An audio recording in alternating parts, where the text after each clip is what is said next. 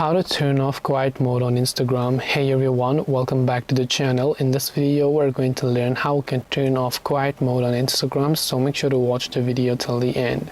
In order to turn off quiet mode on Instagram, all you have to do is go ahead and then first of all launch the Instagram app. And if you have turned on quiet mode and you want to disable it, come to the profile icon from the bottom right, tap on the three lines option from the top right hand side.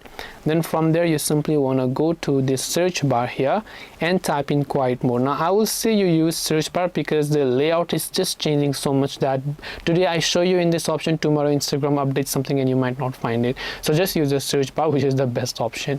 So here, just if it is enabled, you just have to turn it off like this and tap on turn off quiet mode to disable the quiet mode.